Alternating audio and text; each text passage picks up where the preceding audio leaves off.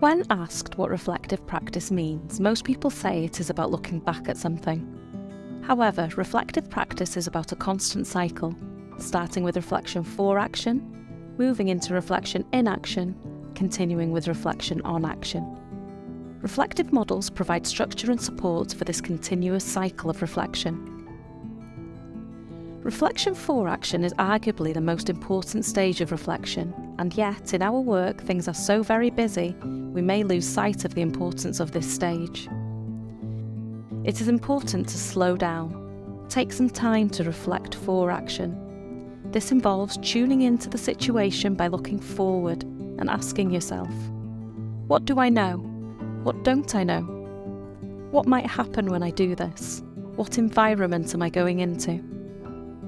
Next, think about the opportunities you might have in this piece of work, as well as the obstacles you might face. And consider, am I being balanced in my approach?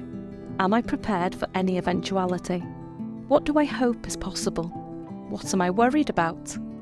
Could I use supervision as an opportunity to talk through the situation?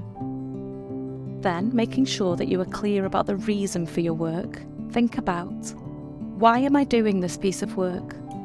What do I want to achieve here? And how will I know if I have succeeded? Very often people say they don't have time to reflect for action, but slowing things down at this point can ultimately speed you up in your work. When we are in the midst of the work, we need to ensure that we are reflecting in action. This is the thinking you do on the job, in the moment.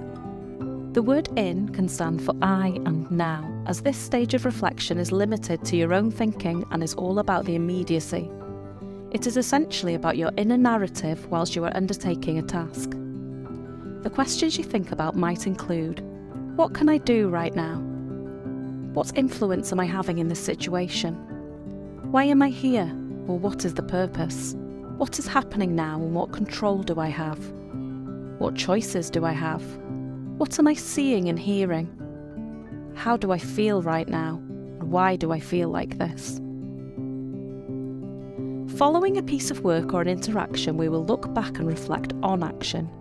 This is the stage of reflection that people often think of when they are talking about reflective practice. The word on can stand for others and next, as at this stage we are able to consult with others and think about what they might share with us. This can help us to analyse the situation more fully. Others might have some information about the situation that we didn't have. Their feedback may help us to see the situation differently. Or consulting with others may help us to put ourselves in another person's shoes to broaden our perspective. Some of the questions you may think about here could be, what could have been happening for others in that situation? What have I been told by others about the situation, and how might I have been influenced by that? How do I think the other people may have felt? Have I checked in with them since? What is the other person's understanding of the situation now? How have I checked this with them?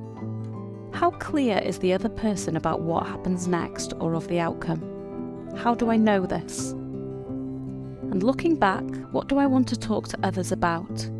Who and when will I do this? At this stage, we are also focusing on what we should do next, perhaps what we might do differently in the future. Some of the questions you may think about here could be, how clear am I about what I need to do next? What different options do I have in terms of what I do next? Who or what might support me in taking the next steps? What do others need to do next? Is everyone in agreement? And if not, what more could be done? What learning can I take from this experience which may help me to think about my future practice? We need to see reflection as a cycle moving between the three stages outlined here. Before practice, reflect for action by looking forwards, thinking about opportunities and obstacles and the reason for your work. Reflect in action by thinking about I and now. And reflect on action by considering others and next. These stages can help us to promote our professional curiosity and to be fully connected at all times within our practice.